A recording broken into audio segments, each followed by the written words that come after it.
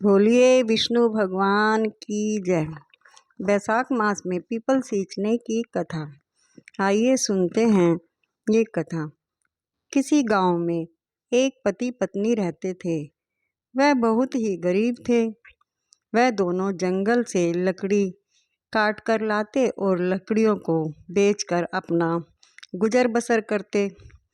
एक दिन की बात है, वो दोनों जंगल में लकड़ी बीन रहे थे। पति आगे और पत्नी पीछे पीछे चल रही थी। तभी लकड़हारे की पत्नी ने देखा एक बड़ा पीपल का पेड़ और उसके नीचे बहुत सारी औरतें बैठी हुई थी। यह देखकर लकड़हारे की पत्नी उस वृक्ष के पास गई तो उसने देखा कि वो सब औरतें तो पूजा कर रही थी और कहानी सुन रही थी। तो लकड़हारे की पत्नी भी वहीं बैठ गई और कथा सुनने लगी। जब कथा समाप्त हो गई तब उसने उन औरतों से पूछा कि बहनों, आप सब ये क्या कर रही हो और इससे क्या फल मिलता है। तब उनमें से एक औरत बोली कि बहन, यह बैसाख का महीना चल रहा है। इस महीने में सुबह उठकर सूरज उगने से पहले स्नान किया जाता है और उसके बाद तुलसी, पीपल, खेजड़ी के वृक्ष की पूजा की जाती है।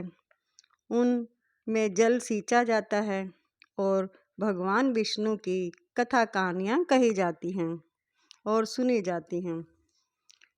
और बैसाख की पूर्णिमा के दिन ब्राह्मणों को भोजन कराकर उन्हें यथासंभव दान दक्षिणा दी जाती है। लेकिन ध्यान रहे, बैसाख माह में जब भी पीपल की पूजा करें, रविवार के दिन पीपल की पूजा नहीं करी जाती। इस दिन आंकड़े की पूजा करनी चाहिए।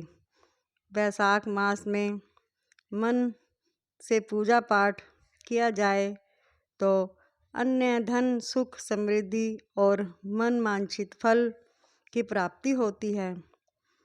लकड़हारे की पत्नी मन ही मन कहने लगी, भगवान विष्णु, मेरे पास सच्ची श्रद्धा के सिवा कुछ नहीं जिससे कि मैं विधिवत पूजा कर सकूं। यह सोचते हुए वह वहीं पर बैठी रही। जब सब औरतें वहाँ से चली गई तो लकड़हारे की पत्नी ने अपनी साड़ी के पल्लू को तालाब में डुबोया और गीला करके पीपल की जड़ में निचोड़ दिया। अब रोजाना यही करती रही और पूजा करती रही। उसके मन में सच्ची श्रद्धा और आस्था तो थी ही और उसे पूरा विश्वास भी था कि भगवान विष्णु उसकी पुकार जरूर सुनेंगे। जब शाम को वो दोनों पति पत्नी लकड़ी लेकर आए तो लकड़हारे की पत्नी एक लकड़ी निकाल कर रख लेती कि वह सोचती थी जब वह लकड़ी इकट्ठी हो जाएंगी तो पूर्णिमा के दिन इन्हें बेचकर ब्राह्मणों को भोजन करा देगी। तो ऐसा करते हैं पूरा बैसाख का महीना बीत गया और पूर्णिमा का दिन आ गया। तो सुबह उसने अपने पति से कहा कि मैं आज आपके साथ लकड़ी बीनने नहीं जाऊंगी, मेरी तबीयत कुछ ठीक नहीं है। तो उसके पति ने कहा तो ठीक है, तो तुम आराम करो। और पूर्णिमा के दिन उसने सब ब्राह्मणों को भोजन कराया। दोस्तों, ये थी कथा। बोलिए विष्णु भगवान की जय।